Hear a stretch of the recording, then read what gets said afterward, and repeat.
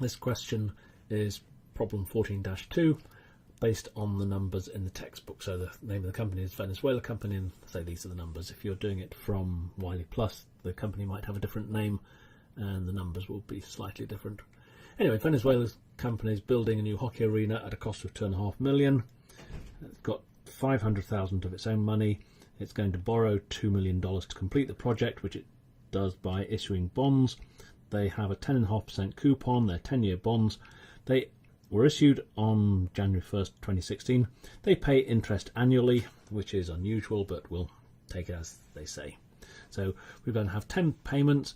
To record the issuance of the bonds, we just need to work out how much cash would have been raised by issuing them. So we take the present value of the principal, which is a lump sum, multiplied by the discount factor. And in this case, 10-year bonds is 10 periods because we're only dealing with annual payments.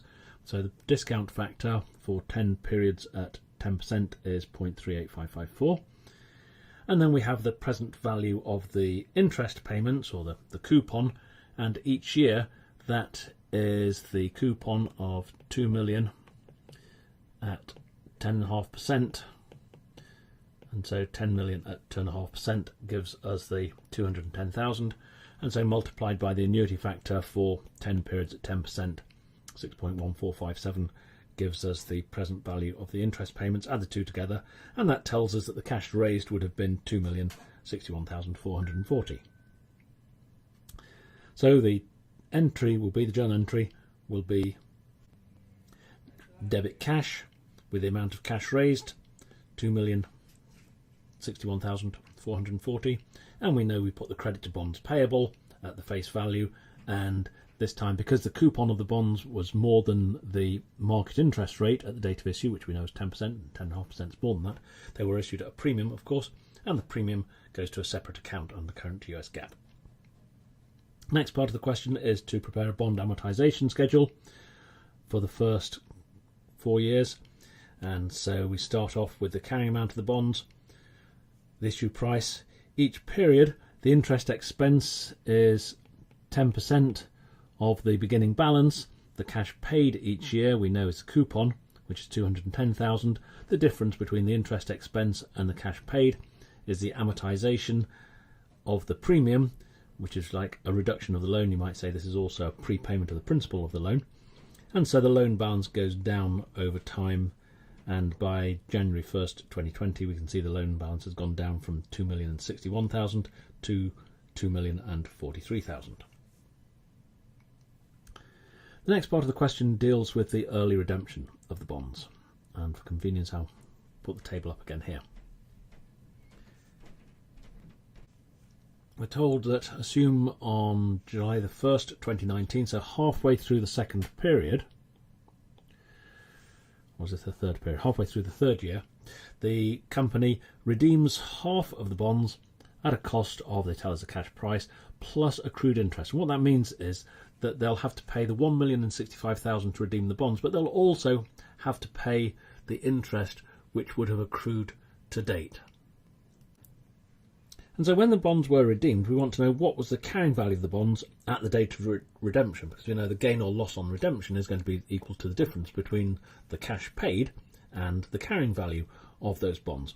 Well, we have the carrying value on January the 1st, 2019, right, which is 2,048,676, and over the next calendar year, then there was going to be amortization of 5,132. And so halfway through 2019, on July the 1st, 2019, the carrying value of the bonds would have been the carrying value as of the beginning of the year, and then half of the 5132, which was going to be the amortization throughout the whole of calendar 2019. So half of 5132 is 2566, and so the carrying amount of the bonds on July the 1st would have been 2,046,110. Of course, only half the bonds were redeemed, and so we take this 2,046,110 divided by 2, and that's going to be the reduction in the loans, right? There's going to be 1 million coming off the principal of the bonds, and 23,055 coming off the premium of the bonds. And so the difference between the net reduction in borrowings and the cash paid is 41,945. So we can see the cash paid was more than the carrying value of the bonds. There was a loss on redemption of the bonds. And then in addition, we've got to deal with the accrued interest. So the interest expense, we know the interest expense for the entire year was going to be 204,868, and so half of that for the year would have been 102,434.